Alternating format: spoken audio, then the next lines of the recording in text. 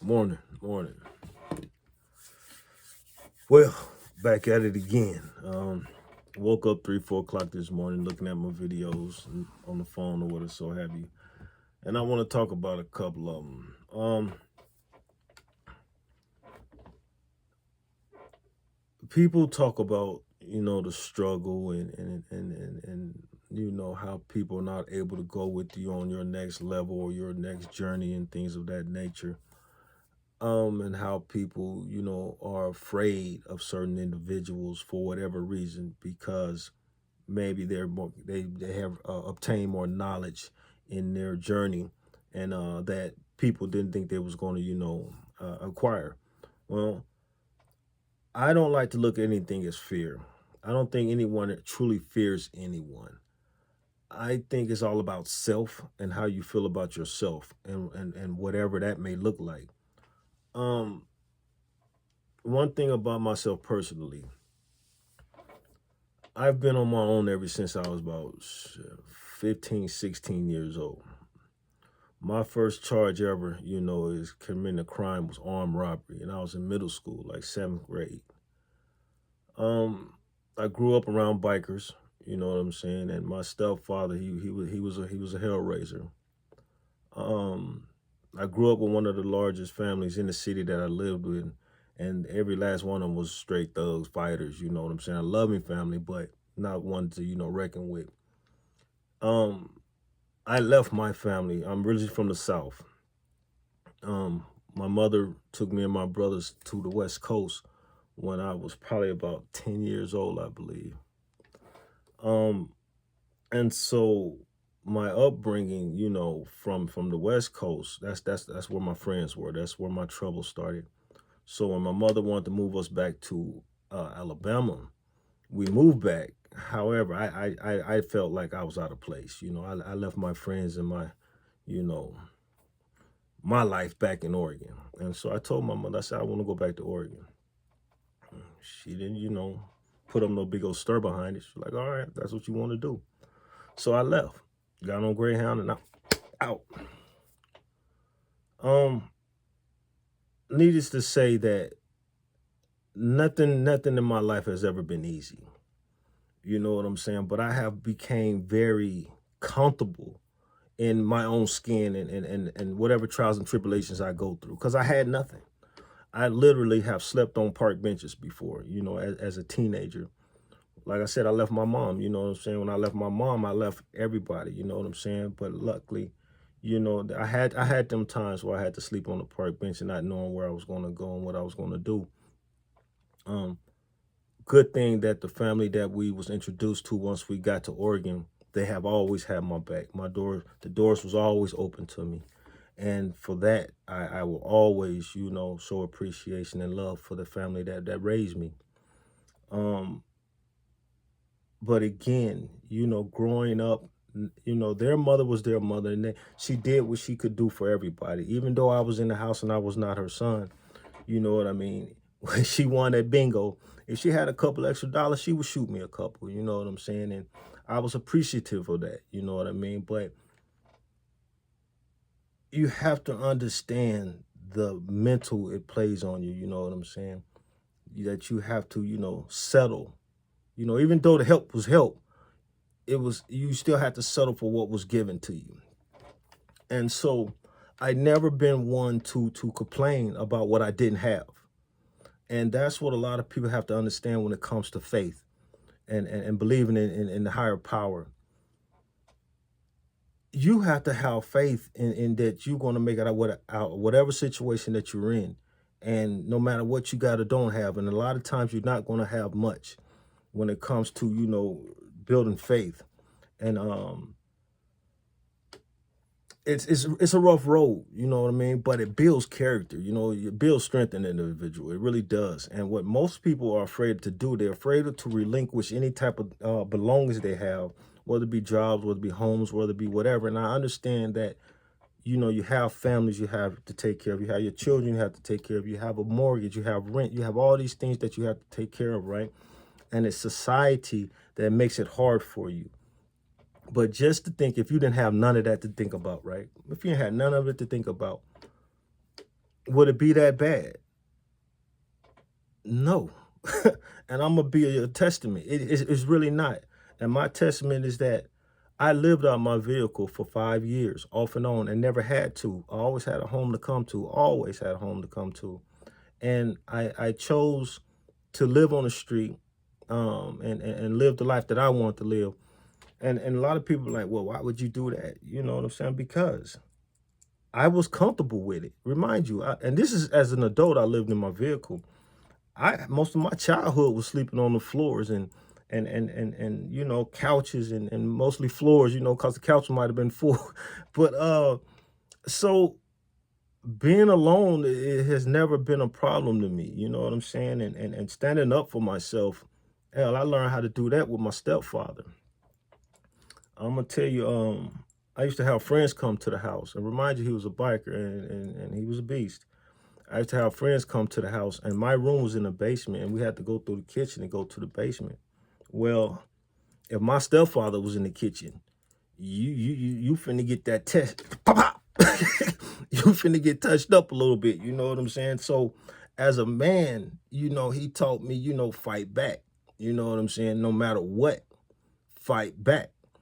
And so even with looking at him and him making me fight back, and he loved me, you know what I'm saying? He taught me the hard way, but I appreciate it now. But when I was young, I was like, man, this I'm a but shit. But as an adult, I can appreciate what he taught me.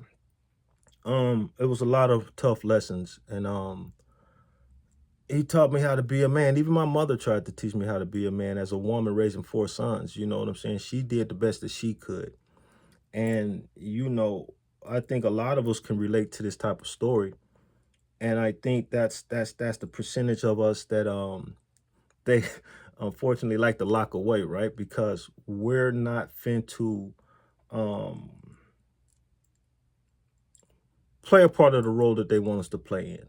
You know what I'm saying? And those that don't get locked away, they gonna get isolated and shunned and pushed to the side. Um, but faith gonna get you through. And I'm gonna say this right now: by no means am I perfect. No means am I gonna say I'm just a church going or I'm a religion. I have my faith, and my faith is strong. And I tell God, and they know. You know what I'm saying? I let them know all the time, man. I ain't gonna be perfect. Sometimes I let them know how I feel about a situation. Um, cause we're human, you know what I'm saying? And you should be able to feel the way you want to feel and say what you want to say without dictatorship of anyone else.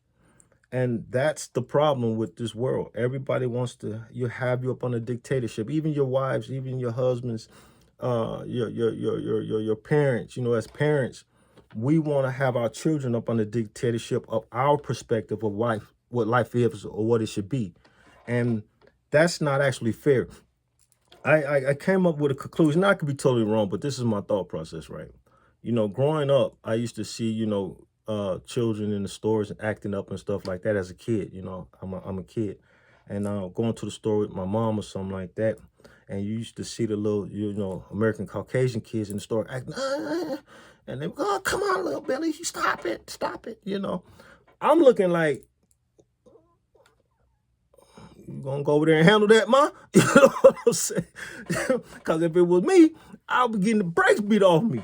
So it's here's what I gathered from that, just recently. Little Billy was able to express himself.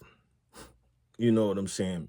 No matter how he act out, he was able to express himself without being beat or without being dictated upon about how he should or should not act. Yes, the mother tried to, coach the switch situation alone, but little Billy was still able to express himself. As African Americans, that's not how we got down. You know what I'm saying? We act up in the store if you want to. You finna get beat from aisle A to aisle B. You understand? All the way around the corner. You understand what I'm saying? Getting that ass toe out.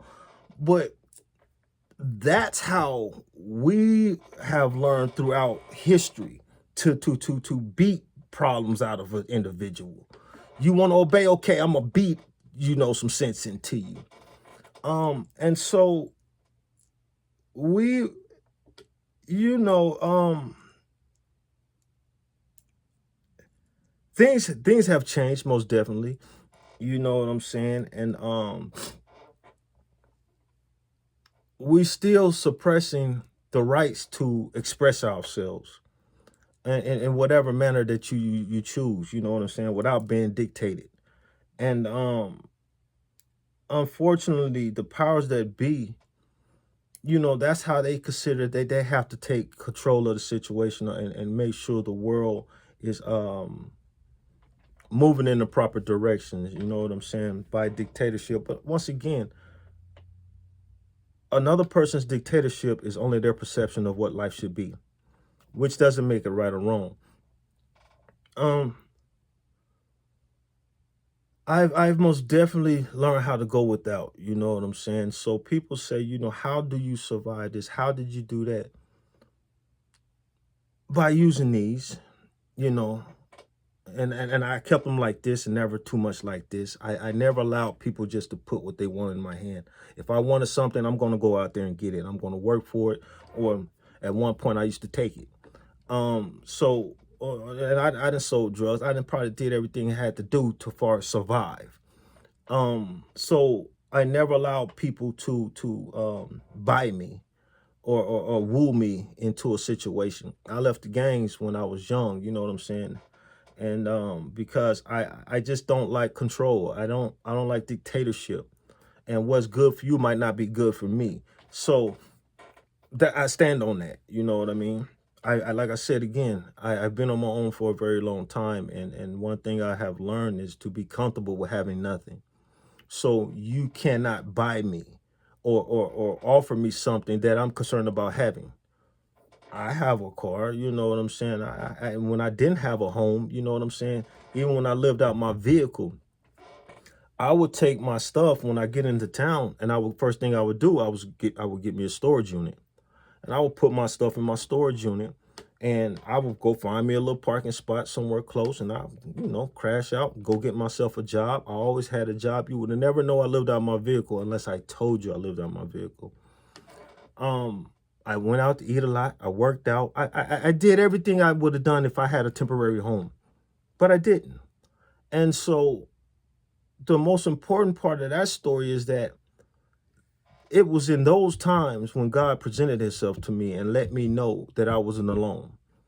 And so for me to feel bad or screwed up by not having something, that's when God came to me and shared the love that he had for me, and then let me know that, hey, you all right, man, whatever. Well, humanity got to say, I don't care. I really don't. You know what I'm saying? Long as I'm not out here trying to hurt nobody. And unfortunately, let me say this real quick. Speaking about how I grew up, we all was fighters. You know what I'm saying? We all was fighting. The older guys, in the family, they used to pick up on us young dudes. You know what I'm saying? And so just for fun, you hear me? And then when the gangs from California came down to Oregon, they gravitated to that family because, again, they was one of the larger families in the town out of a few big families. And so that's how the gang started in Oregon, and I was part of that process. I was young though, but I watched it all. You know what I'm saying? I played my part. So it's I don't want to never say anything about fear because I don't understand what fear looks like. You know what I'm saying? I don't understand that, and I don't think no one actually fears another individual. You're more concerned about how you're going to react or how you are conducting yourself in a situation. Is it good enough? Is it not good enough? That's about self. That has nothing to do with the individual. I don't care if it's getting in the ring. It's not that you're scared of individual. You might be nervous about uh